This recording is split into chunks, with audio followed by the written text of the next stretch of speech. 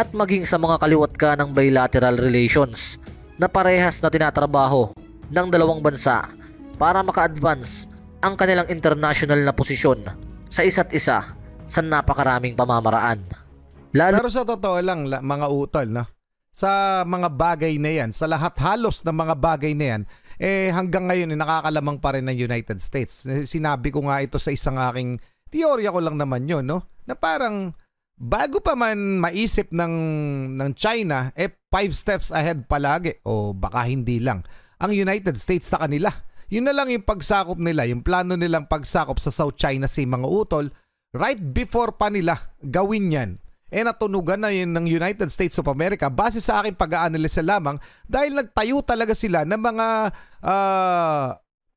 military bases sa mga countries dito sa atin sa Indo-Pacific region. So nagtayo sa Japan, meron sa South Korea, meron sa atin sa Pilipinas at meron pa nakapalibot po halos. Kung mapapansin nyo, nakapalibot sa buong South China Sea yung mga military bases ng US na may access ang US. Kung hindi man kanila, may access sila. Mga karunungan, kaalaman, teorya, kasaysayan, hiwaga at mga bagong tuklas. Alamin natin. Alam naman nating lahat mga utol na ito naman talaga ang dahilan kung bakit walang katapusan ng iringan ng mga powerful nations sa buong mundo, partikular ang United States of America at ang China. Siyempre kasama rin dyan ang Russia. Itong global supremacy. Okay mga utol, so US versus China ang tagisan ng taktika para sa global supremacy. Ito mula kay Sir Pau PH, pakisubscribe siya, pakilike na rin yung video. Game na, alamin na natin to.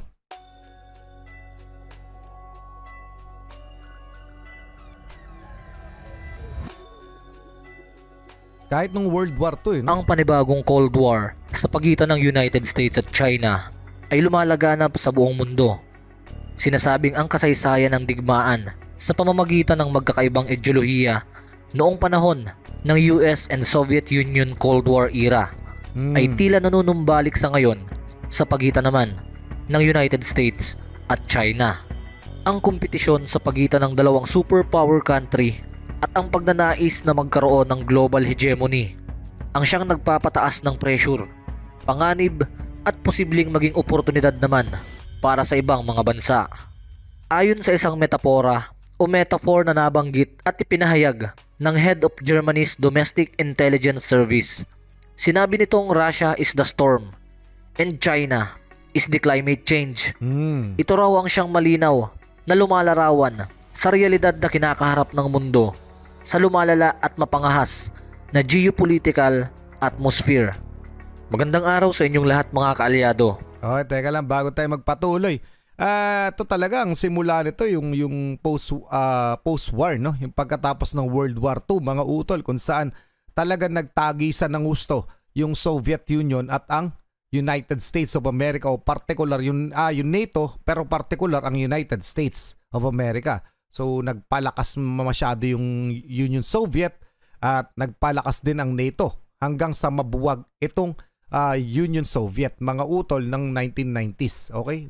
So from 1940s, pagkatapos mismo ng gera, tuloy pa rin yung Cold War nila. Yung iringan, yung Cold War, pero hindi sila nag-i-engage sa isang gera. So nagkakaroon lang talaga ng iringan sa mga bawat bansa. Kagaya ng nangyayari ngayon mga utol. Halos Cold War na yan. Okay? So may mga taktika silang ginagawa pero hindi sila talaga direktang nagdidigmaan. Yun po yung Cold War. Okay? Tuloy na muna natin. Ang pag-uusapan natin ngayon ang magbibigay sa inyo ng malinaw na ideya at impormasyon sa panibagong henerasyon ng Cold War. Tama. Kaya't makinig ng mabuti at unawain ang bawat detalye.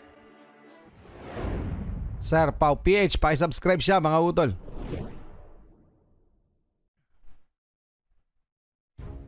Ang isa sa mga maaaring dahilan ng pandaigdigang krisis na pinagdaraanan ng mundo natin ngayon ay sanhi ng Russian invasion sa bansang Ukraine na naging sentro ng atensyon ng mahigit isang taon. Subalit ang pinakapangunahing rason na tumatangay sa 21st century crisis ay ang patuloy na kompetisyon sa pagitan ng United States at China. Tama. ang iligal na pagpapalipad ng China ng kanilang spy balloon na nakarating sa US airspace na sinasabi ng United States na parte ng malawakang programa ng China para makapag-espiya ng mga military installation sa buong mundo. At ito raw ang nagre-representa ng pagpapaalala na kahit nagkaroon ng senyales sa pagkalma ng tensyon o detente sa pagitan ng dalawang bansa, ay mababanaag pa rin ang battle for supremacy ng dalawang superpower country. At ang wingspan ng panibagong Cold War ay kumakalat sa buong mundo. Maraming paraan na ginagawa ang dalawang top superpower country para mahigitan ang isa't isa, gaya halimbawa ng pagpapalakas ng puwersang militar, teknolohiya, economic muscle at maging sa mga kaliwat ng bilateral relations na parehas na tinatrabaho ng dalawang bansa para maka-advance ang kanilang international na posisyon sa isa't isa sa napakaraming pamamaraan. Pero sa totoo lang, mga utol, no? Sa mga bagay na yan, sa lahat halos ng mga bagay na yan, hanggang ngayon nakakalamang pa rin ng United States. Sinabi ko nga ito sa isang aking teorya ko lang naman yun, no? Na parang bago pa man maisip ng China, 5 steps ahead palagi, o baka hindi lang, ang United States sa kanila. Yun na lang yung pagsakop nila, yung plano nilang pagsakop sa South China Sea, mga utol, right before pa nila gawin yan. Natunugan na yun ng United States of America base sa aking pag-aanalisa lamang dahil nagtayo talaga sila ng mga military bases sa mga countries dito sa atin sa Indo-Pacific region. So nagtayo sa Japan, meron sa South Korea, meron sa atin sa Pilipinas at meron pa nakapalibot po halos. Kung mapapansin nyo, nakapalibot sa buong South China Sea yung mga military bases ng US na may access ang US. Kung hindi man kanila, may access sila. Okay, ganun sila ka-ready para dito sa mga plano o taktika na ginagawa ng China. So naka-ready na sila noon pa. Yung tinatawag nilang First Island Chain Command kung tawagin. Meron pa silang Second Island Chain Command nandun sa may Guam banda kung hindi ako nagkakamali. So nakapalibot na ang tropa ang military o tropa ng United States dyan sa South China Sea. Right before na mangyari na sinasakop ng China ang South China Sea o inaangkin. So sa madalit sabi, na-detect na o na-predict na ng United States kung anong masusunod pang hakbang nitong China, mga utol. So anong masasabi nyo dyan? Pa-comment muna. Tuloy na natin, ha. Lungang lumalala ang tensyon sa pagitan ng United States at China. At ito ang mga factors na nagpalala sa relasyon ng dalawang makapangyarihang bansa. At ang pang-una nga rito ay ang pag-withdraw o pag-back out ng China Mobile at China Telecom sa SIMIWI-6 o Southeast Asia, Middle East and West Europe Submarine Cable Project matapos na malaman ng China na American firm na Subcom ang nakakuha ng kontrata para itayo ang proyektong ito. No? At hindi ang Chinese company na Hengtong Marine na isang largest power and fiber optic cable manufacturer. Pangalawa ay ang Mutual Defense Treaty at Visiting Forces Agreement ng US at Pilipinas na nagbigay ng pagkakataon sa United States na magkaroon ng akses sa mga base militar ng Pilipinas na tinatawag natin ngayong Enhanced Defense Cooperation Agreement o EDCA, na sinasabi ng China na nangihimasok ang United States sa mga isyu ng mga bansa sa Asia, partikular na sa Pilipinas at Taiwan. Pangatlo ay ang kamakailan na US restriction sa Japan at Netherlands na makapag-export ng microchip sa China at ang pagpapalawak ng Tokyo at Washington ng kanilang defense alliance kabilang na ang outer space. Ang pang-apat ay nang isama ng United States at NATO alliance sa kanilang strategic concept ang mga masama at illegal na aktibidad na ginagawa ng China. Nagdesisyon ang United States na makakatanggap ng military financing ang Taiwan mula sa American government, habang ang US, United Kingdom at Australia naman ay nagpapalawak ng kanilang cooperation sa mga nuclear-powered submarines kabilang ang hypersonic weapons. At ito mga utol, no? Diyan pa lang alam na natin na lagpas o lamang na lamang o may bentahe o advantages, napakaraming advantages na ng United States kumpara sa China pagdating sa impluwensya at sa global supremacy. Okay? So talagang pinipredict na nila o bago pa man mangyari yung mga plano ng China na nai-intercept na agad ng United States. So nakaagawa na sila ng paraan. Kagaya nung nung cable, yung telecommunications ay binabaon sa ilalim ng lupa, mga utol. Kaya nag-back out ang China eh. Kasi nga, tama yung sinabi ni Sir Pau PH, American company yung nakakuha ng kontrata. Sa madalit sabi, madali makontrol ng America o United States yung communications. Kung i-imagine nyo, kung Chinese company ang nakakuha ng nasabing proyekto at natuloy ito. So, malaki ang access o magagawa ng China sa komunikasyon sa mundo. Okay? So, pwedeng yung cyber, 'di ba? Yung cyber hacking, yung mga yon. Kasi may cyber war na mangyayari kung sakaling matuloy ito napipintong iringan o mauuwi sa gera, talagang magkakaroon talaga ng hacking yung mga yan. Maglalabanan yan through technology. At alam nating lahat yun, mga utol. Okay? So, dun pa lang lamang na tong Amerika. Tuloy na muna natin. Nuclear-powered submarines, kabilang ang hypersonic weapons. At ito naman ang naging sagot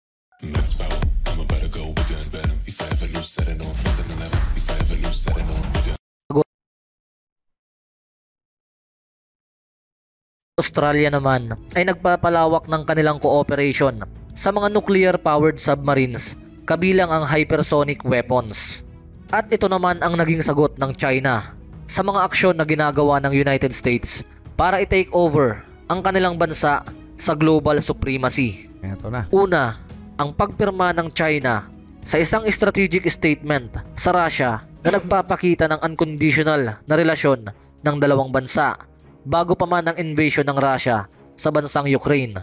Matatandaan na bukod sa China, ay Russia o Soviet Union ang pinakaunang bansa sa kasaysayan na nagkaroon ng Cold War sa Amerika. Yan. Pangalawa ay ang pagbisita ni Chinese President Xi Jinping sa Riyadh, Saudi Arabia, na intensyong pag-igtingin ang relasyon ng kanilang bansa sa oil-rich kingdom na Saudi Arabia, na sinasabing pumapangit o humihina na ang relasyon sa Amerika.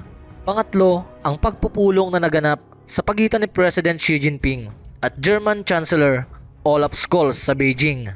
Ang pagpupulong na ito ay sumisimbolo sa pagsisikap ng China na pigilan ang Europa na mahanay sa impluwensya ng United States. Pang-apat, ang Belt and Road Initiative ng China na naglalayong ikonekta ang East Asia sa Europa sa pamamagitan ng mga pisikal na istruktura kagaya ng kalsada at tulay. Ang Belt and Road Initiative ay naglalayong mas palawakin ang economic at political influence ng China. Ayon sa Amerika, ay Trojan horse lang raw ito ng China para dominahin ang United States sa pamamagitan ng regional development, at ito raw di umano ay sikretong military expansion ng China. Pwede talaga. At ang panghuli ay ang pagpapalawak ng China sa BRICS para pabagsakin ang dolyar na top global reserve currency ng mundo at ipalit ang kanilang yuan na sinasabing isang banta sa pandaigdigang ekonomiya. Ayon kay Alicia Garcia Herrero, isang chief economist for Asia at the French Investment Bank, a great strategic competition between the United States and China, who are not only playing on their own board but on the global one. Tama. There's a growing consensus that we're facing a Cold War mula kay George Hein, Professor of International Relations at Boston University. So malinaw mga kaalyado na ang tensyong nagaganap sa pagitan ng United States at China ay parang pag-ulit sa kasaysayan ng Cold War sa pagitan ng US at Soviet Union. So hanggang dito muna tayo mga kaalyado. Maraming salamat sa suporta at panonood ninyo. Totoo naman yan mga utol Yan na yun actually hindi lang nila inaamin pero halos Cold War na yung ginagawa ng China at ng US. Okay, so sa isang kadahilanan lamang. Global domination o global supremacy. Pero gaya nga ng sabi ko kanina, sa kahit anong taktika na ginagawa ng China ay palaging merong counter. Okay, may counter na agad ang United States of America. So, sa impluensya pa lang, talo na sila. Ngunit talagang consistent ang China na higitan ang United States. So, marami pa rin silang gagawin na kung ano-anong mga hakbang, mga utol. At malamang kung sakali magkakaroon ng gera, mauuwi sa gera, malamang ang China magiging kakampi nito ang Russia. Feeling ko lang, ito yung mga teorya ko lamang. Russia, etong North Korea, pwedeng sumapi sa kanila at ilang bansa sa Middle East. Okay? So, hindi natin malalaman hanggat hindi nangyayari. Pero sana ay wag mangyari dahil nag-uusap naman ang dalawang bansang ito. At mas malaki may tutulong sa ekonomiya ng mundo kapag sila ay magiging healthy yung competition. Kesa naman magbakbaka na lang. Okay mga utol? So, anong masasabi nyo dyan? Palagay ko, ganun din ang inyong mga pananaw. Na eto, Cold War na. Matagal na nagsimula. Hindi lang talaga pinapalabas sa mundo dahil magkaroon ng panic at syempre babagsak ang ekonomiya. Mga utol, anyway, maraming salamat kay Sir Pao PH. Sa inyo din mga utol, huwag nyo kalimutan i-komento ang inyong mga nalalaman tungkol dito, i-share ang inyong mga opinion dito sa comment box mga utol. Hanggang doon lang muna. Muli ako si Target Achilles on behalf of the Real Star Pride Production. Ako nagpapasalamat sa walang sawa niyong pagsuporta. Kayo mag-iingat, keep safe, God bless at saludo po sa inyo lahat. Maraming salamat po.